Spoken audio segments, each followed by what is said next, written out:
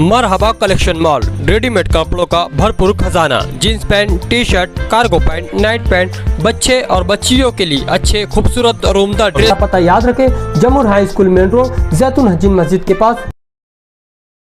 महाराष्ट्र सरकार में रईस शेख साहब भिवंडी के एमएलए, जिन्होंने एक लक्ष्यविधि लगाई थी नागपुर अजलास में, जिस पर पावर लूम स्टडी ग्रुप बना।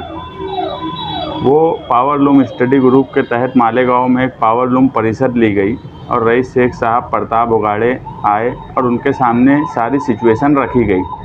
उसके बाद जो है पार्लियामेंट इलेक्शन से 2 दिन पहले 14 मार्च यानी आचार संहिता लगने से पहले गवर्नमेंट ने एक नोटिफिकेशन जारी किया, जिसमें सब्सिडी पावर लूम मराकज़ और पावर लूम सेंटर को मिले।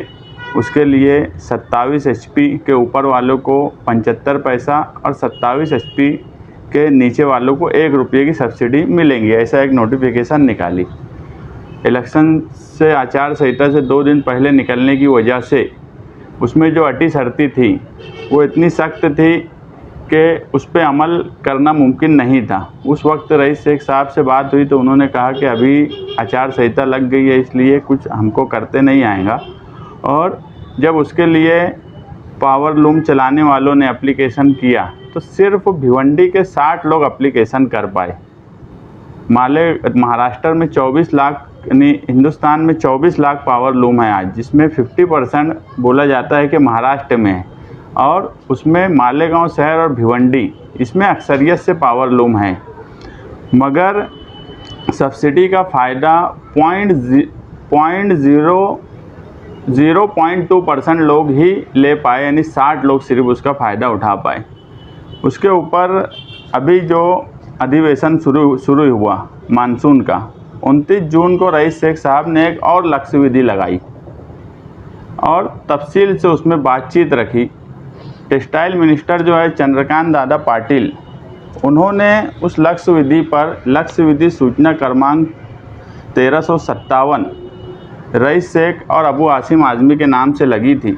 उस पर चंद्रकांत दादा पाटिल का जवाब महाराष्ट्र विधानसभा में जो लक्ष्यविधि थी सन 2024 के पावसाड़ी अधिवेशन श्री रईस शेख अबू आसिम आज़मी विधानसभा सदस्य यानी महाराष्ट्र विधानसभा नियम 101 अन्य दिलेली लक्ष्यविधि सूचना क्रमांक 1357 पुढील प्रमाणे आहे, उसके ऊपर उन्होंने फैसला किया। और ये बड़ी खुशी की बात है महाराष्ट्र के तमाम ही पावर लूम सेंटर्स के लिए कि जो अटी शर्ती ऑनलाइन की थी उसे ख़त्म किया गया और उसे आसान किया गया। मेरी मालेगांव शहरियान की तरफ से समाजवादी पार्टी, अबू आसिम आज़मी साहब और रईस शेख साहब और चंद्रकांत दादा पाटिल का शुक्रिया अदा करते हैं कि उन्होंने इस पर तवज्जो दी और इसको ख़त्म किया। उसी में एक डिमांड हमने पावर लूम परिषद में रखी थी कि सूद का जो फ्लक्चुएशन है बाज़ार का, उसको कहीं ना कहीं कंट्रोल होना चाहिए, जिसकी वजह से स्टडी ग्रुप में भी वो बात हम जब मीटिंग थी वहाँ भी रखे थे कि फ्लक्चुएशन जो है उसे कंट्रोल करना चाहिए। मगर जो उन्होंने जो लिख के दिया कि ओपन बाज़ार होने की वजह से ख़ास तौर से विदर्भ और मराठवाड़ा इन हिस्से के किसान और ओपन बाज़ार होने की वजह से उस पर हम अमल बजावनी नहीं कर सकते। मेरी रईस शेख साहब से मेरी फ़ोन पर बातचीत हुई, उन्होंने कहा कि इस ताल्लुक़ से भी हम वापस कोशिश कर रहे हैं कि जो फ्लक्चुएशन होता है जिसकी वजह से अचानक बाज़ार गिरता है और बुनकरों का बड़ा नुकसान होता है, तो इस पर भी सरकार तवज्जो दे। एक मंजूरी जो सब्सिडी की मिली है, इसके लिए किस तरह से फॉर्म भरा जाए, किस तरह से काम काज किया जाए, प्रताप उगाड़े साहब को हमने सब भेजा है, वो हमको तफसील भेजेंगे और इंशाअल्लाह समाजवादी पार्टी ऑफिस से तमाम ही बुनकरों की नुमाइंदगी की जाएंगी। मैं वापस मालेगांव शहर के तमाम ही बुनकर और मालेगांव शहरियान की तरफ से अबू आसिम आज़मी और रईस शेख साहब का शुक्रिया अदा करता हूँ कि उन्होंने सच्ची नुमाइंदगी की। सिर्फ बात करना और बात बोल देना, आप अगर रईस शेख साहब का अधिवेशन का वीडियो देखेंगे, जो कि मेरे ख्याल से मालेगांव शहर में भी हज़ारों लोगों ने देखा है, किस तरह से एक स्टडी किया हुआ आदमी जब बात रखता है तो सरकार को बात मानना पड़ती है। ये महायुति की सरकार कोई बुनकरों के लिए मैं नहीं मानता कि बहुत उनके कोशिश या उनके लिए फ़िक्रमंद होंगी, मगर जिस तरह से रईस शेख साहब ने नागपुर अजलास में बात रखकर स्टडी ग्रुप बनवा दिया, उसके बाद अभी 19 तारीख को लक्ष्य विधि लगाकर जिस तरह से उन्होंने एक स्टडी करके अपनी बात रखी, तो कहीं ना कहीं जब पूरी तैयारी से और सारी मालूमात के साथ सरकार के सामने बात रखी जाती है, तो बहुत सी चीज़ें ऐसी होती है कि सरकार ना भी चाहे तो उसे मंजूरी देना पड़ती है, क्योंकि बात को इस ढंग से रखा गया। और इलेक्शन का वक्त था, लोहा गर्म था, रईस शेख ने हथौड़ा मारा और पावर लूम बुनकरों को एक कामयाबी मिली। सब्सिडी के ताल्लुक से आपने जो बातें रखी, उसकी जो क्रेडिट है आपने सिर्फ अपने अराकीन असम्बली को दी, जबकि मालेगांव के रुकन असम्बली उन्होंने भी आवाज़ बुलंद की असम्बली में कई मरतबा, और उन्होंने कल जो बात रखी उसमें गोली के ताल्लुक से जो मालूम फायरिंग हो रही है उसके ताल्लुक से भी अच्छी बात रखी, और बिजली के ताल्लुक से भी बात रखी, पावर लूम के ताल्लुक से भी बात रखी। आपने उनका नाम तक कर उनका शुक्रिया तक अदा नहीं। देखो, मैं तो शुक्रिया की बात जाने दो, इतने बड़े सेंटर महाराष्ट्र में जितने सेंटर थे, इचलकरंजी, नागपुर, भिवंडी, आप सिर्फ एक बात से अंदाज़ लगा लो कि नुमाइंदगी किस तरह की स्टडी ग्रुप में उनको नहीं लिया गया। मालेगांव शहर में 3 लाख से ज़्यादा पावर लूम होने के बावजूद अगर यहाँ के एमएलए को स्टडी ग्रुप में नहीं लिया जाता तो नुमाइंदगी किस तरह की? 1 मिनट बाद बोल देना ये नुमाइंदगी नहीं होती। दूसरी बात, गोली जो मालेगांव शहर में चली माजी महापौर अब्दुल मालिक पर, उस ताल्लुक़ से उन्होंने कुछ भी बात नहीं बोली। मैं तो ऐसा मानता हूँ कि उन्होंने असम्बली में बात जो बोली, पुलिस की चापलूसी की और पुलिस की जांच को सही ठहराने की कोशिश की।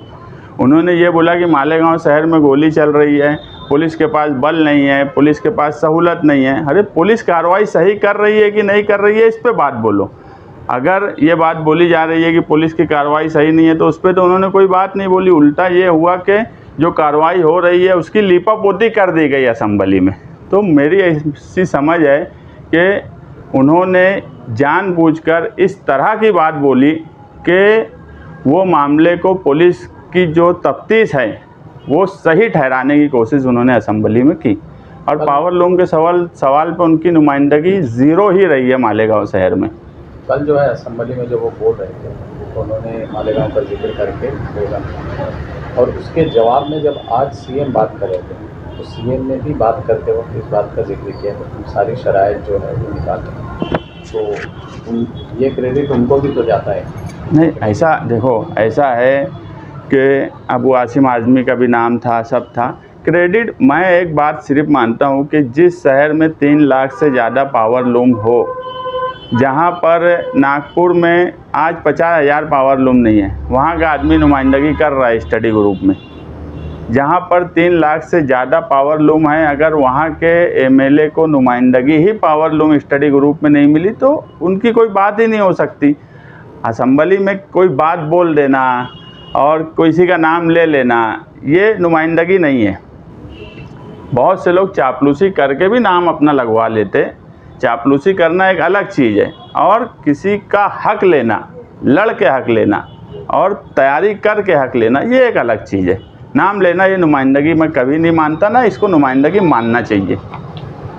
नुमाइंदगी के जो उन्होंने कहा असेंबली में जो बोले, इसको आप किस तरह से देख रहे थे? देखिए, नुमाइंदा अगर बोला तो आप बोलेंगे कि नहीं बोल रहे, अगर उन्होंने बोल दिया तो बोलेंगे उनके बोलने का कुछ असर नहीं हुआ। तो इसमें तो कहीं ना कहीं सियासत भी नज़र आ रही है। नहीं, सियासत इसमें नज़र आने का सवाल नहीं है। बोलना ये कोई सवाल कभी हमारे सामने रहा ही नहीं कि वो असेंबली में बोले। असेंबली में कौन सी 5 साल का पीरियड हो गया, कोई एक बात हमको बता दी जाए कि उन एमएलए ने मालेगांव शहर के असेंबली में अगर 1 मिनट 1.5 मिनट बोले तो उसके असरात पड़े हों। किसी भी फील्ड में कभी असरात नहीं पड़े। पावर कंपनी के ताल्लुक से अगर उन्होंने 5 साल में 2-3 मरतबा बोला तो क्या कंपनी के मामले में सुधार हो गया, ये हम खुली आंखों से देख रहे हैं। बुनकर की तकलीफ़ अपनी जगह, आम कंज्यूमर की तकलीफ़ अपनी जगह, कोई उसके अंदर बेहतरी आने का सवाल नहीं। हाँ, कोई बेहतरी आई होती, कुछ उसका रिज़ल्ट आया होता तो हम उनको बोले होते कि नहीं ये अच्छा काम है। उनके बोलने में असर नहीं है या फिर कोई असर ना उनके बोलने में अब असेंबली में असर है, ना उनके बोलने में अब मालेगांव शहर में कोई असर पड़ता है। नुमाइंदगी के बारे में मैं ये कहूँगा कि माजी में हम ये देखते आए हैं कि जिस वक्त असेंबली के इजलास जारी होते हैं उस वक्त महावितरण कंपनी जो है बहुत एक्टिव हो जाती थी। उसकी वजह ये रहती थी कि हमारे ताल्लुक़ से कोई सवाल ना हो जाए वहाँ पर, इसलिए वो उस वक्त तो कम से कम असेंबली इजलास जिस वक्त तो चलता था उस वक्त तो सर्विस बहुत अच्छी मिलती थी। अभी तो ऐसा है कि ये मुसलसल 3-4 पॉइंट हर असेंबली इजलास में ये उठाते हैं और आज की तारीख में कंपनी का ये हाल है कि 3-3, 4-4 दिन हो गए हैं लोगों के डीपी फेल हुए, इनके पास डीपी सिल्लक नहीं है, ट्रांसफार्मर सिल्लक नहीं है।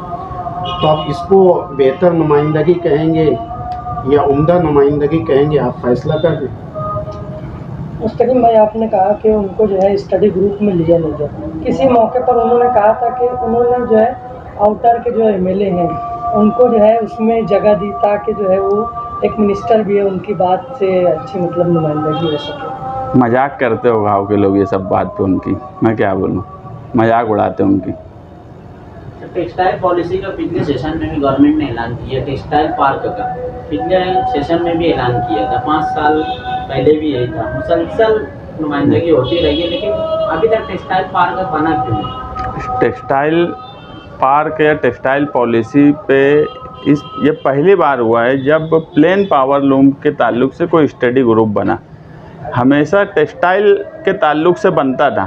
टेक्सटाइल के ताल्लुक़ से बनना वो जो बड़े मराकज़ है, जो बड़े उद्योगपति है, उनके लिए वो फ़ायदेमंद था। ये ऑटो लूम वगैरह ये पहली मर्तबा हुआ कि प्लेन पावर लूम के ताल्लुक़ से बना। मैं बोला कि यार इसमें कुछ चीज़ें रह गई है। हमारी बात आसिम भाई और रईस शेख साहब से तो अभी मेरी बात हुई, तो बोले यार वो बात भी हम लोग अभी वापस करेंगे। मगर आज ऐसा है कि रईस शेख साहब की मेहनत से एक तो रिज़ल्ट आया। ये तो बात मेरे ख्याल से मालेगांव शहर का कोई आदमी नहीं वो मानेगा, ऐसा नहीं हो सकता। पावर लूम परिषद से लेकर नागपुर अजलास का मामले से लेकर अभी बम्बई के अजलास तक सारे कामकाज और डॉक्यूमेंट की शक्ल में काम है। अगर कोई के पास ये रिज़ल्ट है कि उन्होंने विधानसभा में कोई बात बोली है और उनको लिख कर दिया गया है तो वो बताए। मैं क्या बोला कि नाम तो चापलूसी करने वालों का लिया ही जाता है। हम भी महासभा में बैठते हैं, हमको भी मालूम है, वो कोई सवाल नहीं है। ऑन रिकॉर्ड ये विधानसभा की लक्ष्य विधि का जवाब है विधानसभा से, जिसमें रईस शेख और उनका नाम लिखा है कि इन्होंने दिया है। ऐसा कोई जवाब अगर उनके पास हो तो उन्होंने बताना चाहिए।